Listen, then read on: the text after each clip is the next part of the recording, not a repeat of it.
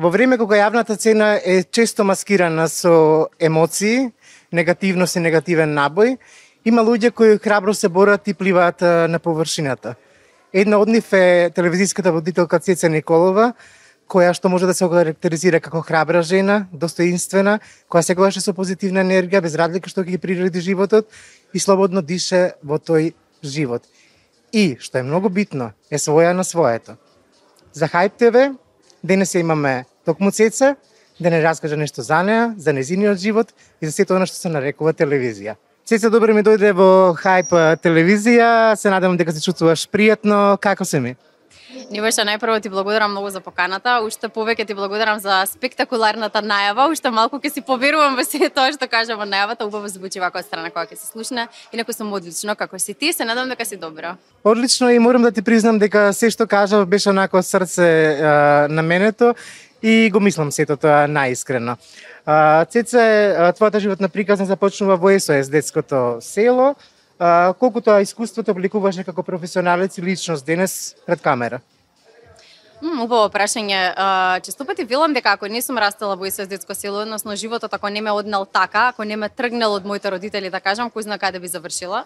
И секако дека целиот тој пат уште од детство има апсолутно големо влијание во тоа што сум денес и тоа каде сум денес. Од секогаш сум била, како велат, храбра, сум била амбициозна, секогаш сум сакала да стане нешто од мене, да оставам некаков печат, да не бидам во сенка, да зборувам гласно и за мојот живот и за сите оние работи со кои што се соочуваат многу лица, кои што се пронаоѓаат често пати кога зборувам и за тоа дека сум дете без родители, за тоа дека живеам со алопеција, така што дефинитивно целиот мој животен пат е апсолутно таков каков што никогаш не би го променила. Цеца, денес често зборуваме за љубов, благодарност и емпатија. Дали сметаш дека токму таквите вредности, односно тие вредности помогнаа да станеш личност со толку позитивна енергија пред публиката? Благодарност пред се е нешто што многу ни фали. Мислам дека и јас се учам да станам од сабајли да се заблагодарам за се што имам. Некако забораваме во трката по, не знам, успех, забораваме да застанеме и да се потсетиме од каде сме почнали. Например, јас од каде сум почнала. Често пати обврските така ми прават хаос еден и заборавам која сум, од каде сум, што сум постигнала и на кој се треба да бидам благодарна, се разбира и на себе, но и на сите луѓе околу мене. Тука и љубовта, дефинитивно многу ми е жал што во последниве години многу малку некако се зборува за љубов. Сите повозрасни што ги знам некако поинакви вредности гаат за оваа емоција, а кај нас е тоа некако многу извитоперено, не знам, друг збор не ми текнува, ама забораваме да сакаме, забораваме на оние вистински вредности кои што ги спомнаа за емпатија, па да не правам муавет. Емпатијата е нешто што ни е на последно место. Немаме разбирање за другиот, како тој се чувствува, колку можеме да помогнеме со тоа што никогаш ништо нема да кажеме, значи не секогаш од нас се бара нели да кажеме било што, меѓутоа никогаш и молчењето, и насмевката, и прегратката кажуваат повеќе од било кој друг збор. Илјада зборови, како вика? Баш така, да. Токму тоа кажа и ти самата, живееме во време кога телевизијата е полна со филтри и перфекционизам. Ти пак храбро решаваш да се појавиш без перика и да поговориш, да зборуваш јавно за алопацијата. Како изгледаше тој момент на ослободување, можам да го наречам? Моментот на ослободување, морам да признам дека не дојде во истиот момент кога извадив периката, тогаш дојде паниката. Што ќе се случи сега? Сега сите ќе ме гледат. Односно сите мои стравови кои што сум ги имала годините претходно, испливаа на површина. Стравот, како ќе ме гледаат другите, што ќе зборуваат, што ќе ме прашаат, што ќе одговорам, секогаш си велеле, ама ја што ќе кажам? Нели, треба да имам собршен одговор на секое прашање и некако сама на себе си правев терет. Како што поминуваше времето, кога забележав дека не е така како ја што сум мислела, дека луѓето само се тука да погледнат. И јас и ти ќе се свртиме кога некој е различен и специфичен и не знам да се појави нека господја во жолта коса, ние ќе се свртиме. Така затоа што е нешто што се разликува од она што го гледаме секој ден. Така и јас веќе сум многу свесна за тоа дека изгледам поинаку, дека мојата фризура е доста специфична затоа што имам коса на некои делови. И луѓето сакаат тоа да го видат и бескрено почитувам кога тоа го прават суптилно, бидејќи има и несуптилни погледи, ама сега веќе ми е сеедно. Дали некој почувствува страф или двоумење пред да споделиш твојата вистина пред публиката? Страф, да, од коментарите, она што го кажав и пред малку, страф од не осуда, затоа што сепак тоа не е мој избор. Овој изглед не е мој избор, јас само се трудам да се прилагодам на него и да изгледам нели со него така како што се чувствувам. Се плашев од коментарите, многу мислев дека ќе мислат дека сум грда, дека сум нели различна од сите. Јас сум само нежна една девојка која што сака да изгледа како сите други девојки. Сака да има коса, ама нема, и се трудам мојата нежност да ја прикажам и покрај тоа што изгледам вака, и често пати луѓето мислат дека е мој избор и дека е фризура.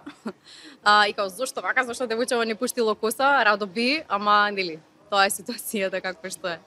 Сега зборувам едно искуство собствено, кога и мене почна да ми паѓа косата нагло, нели на машките најчесто им падне косата и пред време, нели на 24-25 години. И јас цело време ја вртев косата на сите страни, меѓутоа на крај не можеше да се вртем никако и можеше да се очешам скроз кратко на нула или на кец. Меѓутоа кога се видов во огледало, јас си реков, па да, тоа сум јас, што да правам? Јас сум тој. И тоа се прифатив таков како што сум. Да, најтешко е да се прифатиме себе такви како што. Јас тоа го зборувам од првиот момент кога извадив периката, уште од првото моје обраќање кога објавив фотографии дека всушност ова сум јас, иако потоа се уште носев перика, дека најтешко е ние да се погледнеме во огледало и да бидеме среќни, задоволни и благодарни, она што го зборувавме претходно, со тоа што сме и како изгледаме и колку сме најсовршени со целата несовршеност која што ја носиме со себе. Во едно интервју спомна дека сакаш да бидеш пример за младите девојки, што сметам и дека си во барем 95% си сигурно пример на младите девојки. Што би им порачала онака дали да се борат, како да се справат со несигурноста и со сите оние погледи кои знаеш дека им ги упатуваат или им ги упатуваме? Јас секогаш сакам да напоменам дека не сум стручно лице и не знам нели што е најсоодветно да им се каже на овие лица, но знам јас што сум поминала и како јас сум се справила во животот со сите ситуации кои што ми дошле, а не сум ги очекувала.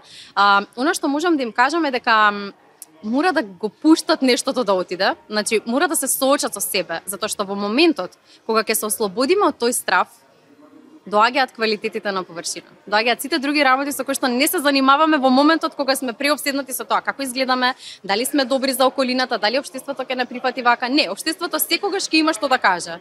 Луѓето секогаш ќе кажат и да работите и да не работите, и да имате коса и да немате коса, и да имате партнер и да немате партнер. Значи во секоја ситуација општеството е тука подготвено, ве чека да ви искритикува, и кога ќе се помирите со тоа, ќе почнете буквално да живеете слободно и онака како што сакате и посакувате длабоко во себе.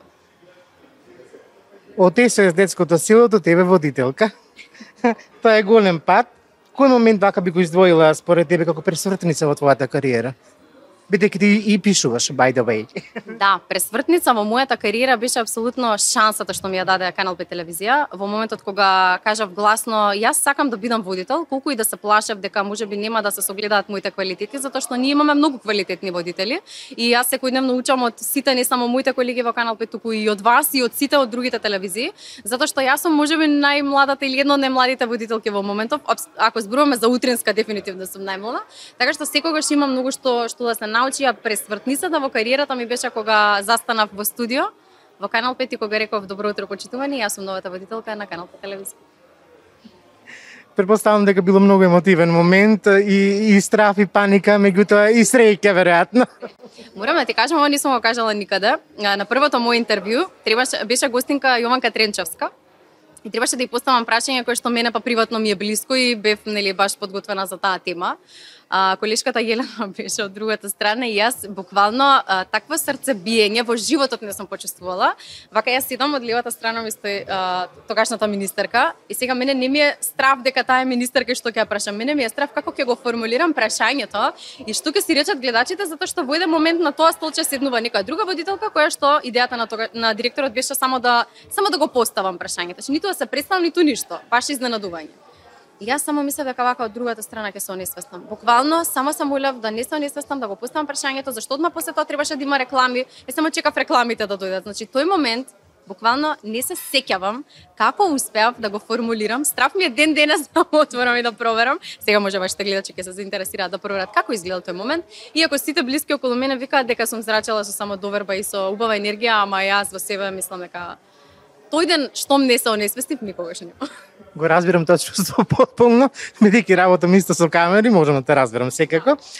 Следното прашање би ми било, значи ти си дел од генерацијата на млади водителки па и новинарки, кои што го освојуваат медиумскиот простор. Меѓутоа, дали можеш еве од твоја гледна точка да посочиш што му фали на тој медиумски простор од денешна перспектива? На медиумскиот простор и на социјалните мрежи генерално ни треба малку повеќе вистина и искреност. Затоа што сите ние, јас би се ставила во тој кош, се трудиме да изгледа се совршено, иако секој ден има милиони несовршености, кои што ние не ги покажуваме на медиумот или на социјалните мрежи. Така што искреност, вистинска поврзаност со публиката, затоа што мислам дека малку виртуелниот свет не знам, не менува како личности, не прави да размислуваме поинаку, нешто што повозрасната генерација не го разбира. И мислам дека треба малку поискрено да се доближиме до публиката секогаш, колку и тоа да е болно, колку и да е страшно. Јас навистина со сите сили се трудам да е така, меѓутоа не е секогаш така. Некогаш си велам, можеби не морам да ја пренесам енергијата која што ја чувствувам денес е баш непријатна, само гледам да се повлечам од социјални мрежи, а некогаш баш имам потреба да кажам дека денес не се чувствувам убаво и дека вие треба да го знаете. Мислам, треба да го знаете, во смисла не ме се совршено, не сум ја препозитивна и најпозитивна особа како што изгледа тоа можеби, како што луѓето најчесто ме доживуваат и ми е премногу драго за тоа, меѓутоа има една друга реалност, а тоа е дека јас се соочувам со најразлични животни ситуации. Но дали мислиш дека се оттуѓевме? Апсолутно да. Денес повеќе се допишуваме него што се слушаме на телефон, а не дај Боже да излеземе на кафе или на пијачка. Мислам, јас тргнувам и од себе, многу ми е полесно да напишам порака отколку да се јавам и многу ми замеруваат за тоа и јас се трудам да го сменам. Но дефинитивно се оттуѓуваме и сите оние вредности кои што ги зборувавме претходно, мислам дека ќе ги нарушиме со интернетот, затоа што многу пати, во многу ситуации, многу погрешно се користи, а интернетот може да биде апсолутно корисен и да извадиме најдобро од него. Ама некако, мислам дека ние, јавните личности, ајде да речам, треба да се потрудиме да ги наметнеме некои тие работи за младите генерации кои што доаѓаат да знаат навистина што треба да прават и како се треба да изгледа. Се ме интересира дали некој се размислувал да напишеш книга или документар за твојот живот, бидејќи сепак содржи и актуелни теми, меѓутоа и теми кои што допираат малце подлабоко. Суштински зборувам. Јас, за жал или за среќа, од мојот живот можам вистински документарец да направам. За книга размислував и имам еден дел напишано и многу ми е страв да ја објавам. Стравот, нели, од преска го зборуваме. Страв ми е од себе, затоа што фидбекот кој што ќе го добијам, верувам дека ќе биде позитивен и дека ќе најдам на премногу поддршка. Меѓутоа има толку многу работи кои што се случиле во мојот живот кои што не сум сигурна дека сакам јавноста да ги знае, а се навистина страшни и сакам да остане така. Доволно е приказната која што ја знае јавноста досега. Генерално вртам едни исти реченици неколку пати. Јас им давам толку колку што сметам дека треба, затоа што ако јас навистина почнам да зборувам се што се случувало во мојот живот, а и во секој од нас, ако сите ние почнеме да зборуваме, нели, сликата ќе биде малце поинаква, може. Не романи, туку томови, ќе почнеме да пишуваме. Ама јас не мислам дека мојата животна приказна е најтешка, апсолутно не. Познавам луѓе околу мене кои што како да ти кажам. Така што можеби на стари години да сум жива и здрава, кога веќе никој нема да ме знае. Знам што ќе кажеш мемуари.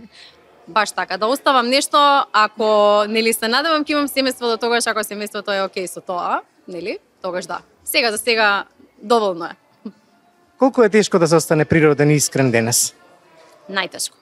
Најтешко е затоа што, како што кажав, живееме во еден виртуелен свет, каде што се е перфектно поставено, каде што се треба да изгледа супер, каде што сите се богати, сите имаат многу пари, сите се многу среќни, сите оние основни вредности, почит, разбирање, емпатија, љубов, тоа некако го нема и многу ми е драго што барем луѓето со кои што сум обкружена ги имаат тие вредности и се уште ги негуваат со нивните семејства, со нивните најблиски пријатели, ме учат мене на многу работи, така што се надавам дека, сакам да верувам дека нештото ќе се смени. Ќе се смени ако вака јавно зборуваме, јавно, јасно и гласно. А што мислиш, дали кај нас постои доволно разбирање кога станува збор за алопацијата? Дали доволно се едуцирани луѓето, дали знаат всушност што значи тоа, не е само термин? Добрата вест за сите луѓе кои што имаат алопеција е дека јас го понесов најголемиот терет на оваа тема во Македонија, затоа што не бев свесна колку луѓето не беа информирани за оваа тема. Мислам, искрено не ни размислував, повеќе размислував мене како ќе ме прифатат, мислејќи дека знаат што е тоа. Преку мене научија што е алопеција, иако и ден денес има разноразни коментари и прашања затоа што луѓето мислат дека јас вака се шишам затоа што така сакам, но на крајот од денот и така да сакам, тоа е мој избор, нели? Ваше е само да прифатите или да не прифатите, во смисла не ме гледајте кога сум на емисија или не ги следете моите профили. Многу едноставно. Па не мора сите да ме сакате, нели така вика? Апсолутно, никогаш не сакам сите да ме сакаат, а и кога сите те сакаат, велат нешто не е добро. Да. Така што теретот беше на мене. За жал или за среќа, мислам денес од оваа перспектива ми е драго затоа што мислам дека им го улеснив патот на сите следни кои што ќе се одлучат и ќе се охрабрат. Ве молам да се охрабрите, да се извадите периката, да си бидете своји, да си живеете најслободно и како што кажав да си ги истакнете квалитетите. Значи буквално кога ќе се соочиме со себе и кога ќе помине тој терет, после тоа е многу полесно, се друго убаво излегува на површина. Пред крајот морам да те прашам како стоиш на љубовен план, бидејќи изгледаш фантастично и морам многу машки да се лепат под тебе. Баш се културни, но јас не знам што ти кажам на љубовен план, дека сум исполнета, убаво ми е, се окей и не знам тоа. Љубовта не ли понесува, љубовта е двигателот веројатно, не големата движечка сила која што сите мечтаеме и обстојуваме веројатно. Да, љубовта како емоција се помалку ја има во последно време. Многу ми е жал за тоа. Многу е тешко да најдеме партнер на кој што можеме бескрено да му веруваме, партнер или партнерка, не зборам само нели за машки род апсолутно, него човек на кој што ќе се потпреш целосно, затоа што денеска вредностите се премногу извртени, многу работи се случуваат во нашето општество, сигурно нема да бидам јас таа која што гласно ќе ги каже, но се надевам дека љубовта ќе биде двигател кај сите и дека ќе се вратат оние вистински вредности кои што ги имале не знам нашите баба и дедо можеби. И на крај од овој дел од интервјуто би те прашал доколку би се вратила наназад на девојчето Цеце кога беше во СОС детското село, што би кажала? Да не се плаши, да биде храбра, дека ќе успее и дека ќе има многу луѓе околу неа што ќе ја сакаат. Стравот секогаш беше дека ќе останам сама. Ова никош не сум го кажала гласно, мислам дека многу мина од нас го имаат тој страв. Особено ако си дете без родители, но мислам дека и сите други, да не останеш сам. Дали ќе ја најдеш сродната душа? Да, ќе ја најдеш сигурно. Мислам не дека јас сум ја нашла, него велам да, сега како голема на малата Цеца би рекла опушти се ќе биде окей. Ќе имаш луѓе околу тебе вистински, ќе запознаеш такви луѓе кои што ќе ти го сменат буквално цел живот. Можностите се милион, само треба да знаеме како правилно да ги искористиме веројатно. Да, баш така. Убаво. Цеце, ти благодарам многу за ова прекрасно интервју и искрено интервју, морам да признам. Ти си одлична соговорничка, секогаш си била и таква и да останеш насмејана. Ние продолжуваме понатака со уште две рубрики кои што ќе ги дополниме заедно со ова интервју. Тие се малку пецкави, малку смешни. Одлично, фала ти многу и тебе за овој прибав разговор. Се наоѓаме во рубриката 10 ама со Цеца Николова, на која што и поставуваме неколку прашања. Таа оценува од 1 до 10, дава оценка и кажува зошто. Цеца, моето прво прашање до тебе би било: 10 ама не знае да комуницира кога нешто не му одговара, само молчи. Не може. Треба да ти кажам оценка од 1 до 10, 2. Не може, мора да комуницира. 10, а мисли дека добро утро порака е опција, а не обврска. Опција, а не обврска. Не знам. 6. Не може. 10, ама на секоја втора реченица вели јас сум тука и таков, не се менувам. Ако не се менуваме, значи не сме доволно зрели, така што ајде не бидам престрога, 5. Пола. 10, ама кога излегувате, повеќе гледа во телефонот отколку во тебе. 0, не може.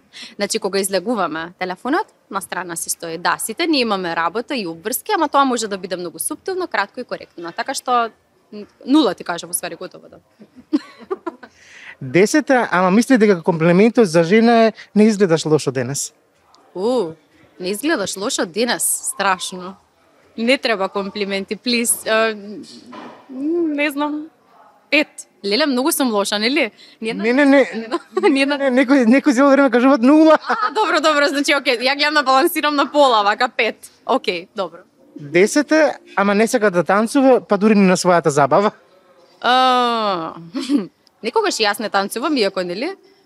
Ајде нека биде 8, не е многу страшно, јас ќе играм место него. 10, ама нема чувство за време, задочно ви кога треба да те импресионира. Кога треба да ме импресионира, ако задоци 0, брат. Толку. 10, ама знаеш што сака, но очекува ти да му го прочиташ сето тоа од умот. Како да не читам мисли, многу би сакала да го правам тоа, ама не знам, ајде до некој одредено време можам тоа да го толерирам, така да нека биде 7. И за крај 10, ама кога ќе се налути, исчезнува 3 дена и потоа се појавува и ти вели ајде да не се караме. Не, можеш да исчезнеш forever и 0, -2. Сега сме во нашата најпопуларна рубрика Kiss Mary Kill. На Цеци поставуваме 3 прашања со наши предлози, а таа ни дава 3 одговори. Значи, прашањата се со кого би се омажила, со кого би се бакнала и кого би убила. Нашите предлози се Владо Јаневски, Тони Зен и Владко Лозановски. Ајој, мајко мила. Со кого би се бакнала, со кого би се омажила и кого би убила или не, тоа не. Леле, уште еднаш кои се луѓето? Значи, Владо Јаневски, Тони Зен и Владко Лозановски, Лозано. Леле, мајко мила. Еве, ајде, Тони Зен би го бакнала, со Лозано би се омажила, како човекот е женат, има дете, што ве на вас глупости. Ама, еве, и третиот нека биде Владо Јаневски, кој што најмалку го познавам, можеби. Благодарам многу. Фала ти те.